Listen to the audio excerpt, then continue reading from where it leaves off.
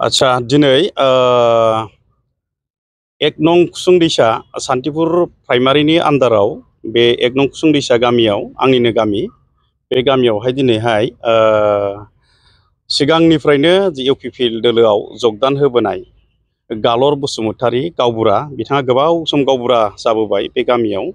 दिनैहाय बिथाङा इउपिपिएल आरो पिसिडिआर बे दोलोखौ गोबां बोसोर बिदिनो जगदान होबोबाय दिनैहाय बिथाङा बै इउपिपिएल दोलोखौ गाज्रि मोननानै दिनै जोंखौ लेंहरनानै बिथांमोना गासै गामियानो गामिनि गासै 15था न'खरा दिनै जोंनि बिपिएफ दोलोआव जगदान जाबाय बेबादिनो दिनै दोलै नोगोरै जोंजोंनो खामानि मावनो होनानै बिथांमोना जोंजों सावरायलायनायनि गेजेरजों बिथांमोना जोंजों बरायजाबाय आरो जोंबो सान्तिपुर प्राइमारि बिपिएफ दोलोनि जानानै जोङो बिथांमोनखौ बरायबाय आरो बे हाबाफारियावनो जोङो 14 चिरां दुवार ब्लक बिपिएफनि माखासे दैदेनगिरिफोर आरो डिस्ट्रिक्ट जोंनि चिरां डिस्ट्रिक्ट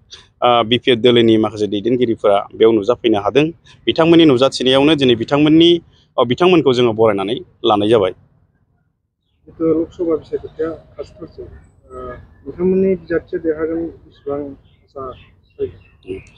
दिनैनि दिनाव जोंनि जि बिजाथि बिपिएफनि बिजाथि खाम्फा बरगयारी सारा दिनैनि दिनाव जोंनि क'क्राझार एक नं लकसभा समस्तियाव गासै बिजाथिनि गेजेराव बेनो हाइस्ट आरो एक नाम्बार जानानै दङ दिनै बिथाङा जोंनि बिपिएफ दोलोनि जानानै बिजाथि जानानै बिथाङा एकदम देरहानाया जोंनि क'क्राझार सिटआव बा समस्तियाव एकदम रोखा जाबाय जों बेखौ दिनै बुंनो हाबाय बेनि प्रमाना बेनो मैया जि 19 तारिख बे 19 तारिखआव जोंहा नमिनेशन जोंहा दाखिल खालामनाय जादों गोबां रायजो राजाफोरखौ बा जोंनि बिपिएफ दोलोनि सापर्टारफोरखौ लानानै जोङो नमिनेशन मैया गथायनाय जाबाय दा बेवहाय रोजा रोजा जोंनि बिपिएफ दोलोखौ मोजां मोननानै बिथांमोनहा बे खाम्फा बरगयारी सारनि जि नमिनेशनाव बिथांमोनहा बाहागो लादों। आच्छा नोंथांमोननि केम्पेइना जिहेतु सा ओनसोलाव मा रोखोम जानानै दङ? जोंनि केम्पेइना सा ओनसोलाव जोङो अपेनलि माने गिदिर गिदिर मिटिं खालामालासिनो जोङो सिङाव गामिनि रायजो राजा गावबुराफोरखौ लानानै जों सावरायनाय जादों जोङो लोगो हमनाय जादों जों मोनफ्रोमबो गामियाव हाबनानै जों सावरायनानै जों मोनदों जे गासिबो पजिटिभ मोनदों दानि जि सरकार इउपिपिएल बे इउपिपिएल दोलोनि जि सिगाङाव जि प्रतिश्रुति होबोनाय आसा होबोनाय जे आसा होबोनाय बायदि बिथांमोना मोनसेबो खामानि गामि सिङाव बा गामि लेभेलाव मोनसेबो खामानि उन्नतिनि थाखाय मावनो हायाखै बेनिखायनो बिथांमोना दिनै इउपिपिएलनि दिनैनि जि सरकार प्रमद बर'नि जि सरकार बे सरकारखौहाय गाज्रि मोननानै दुखु मोननानै दिनै गोजाम जि बिपिएफनि फुराना जि बिपिएफ दोलो बिथांमोनखौनो गभर्नमेन्टआव 2025आव बिटिसिआव गभर्नमेन्टआव लाबोफिननांगौ होननानै दिनैहाय एमपि इलेक्सन जि जोंनि बिजाथि खाम्फा बरगयारी बिथांखौ देरहाहोनायनि थाखाय बिथांमोना जोंजों सिङाव रायलायनाय बा लोगो हमनाय गासिबो पजिटिभ आरो जोंखौ मदद खालामगोन होननानै जोंनो खोथा होदों।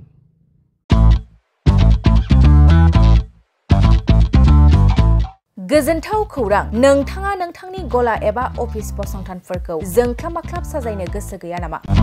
नोंथांनि गलाफोरखौ बायदि बायदि रोखोमनि जोंख्लाब माख्लाब खालामनानै साजायनो थाखाय क'क्राझार नोगोरनि सिङाव थानाय गौरां भेलि हटेल साखाथियाव चाणक्य आर्ट एन्ड डिजाइन गलाया लानानै फैदों बायदि बायदि रोखोमनि आर्ट डिजाइन।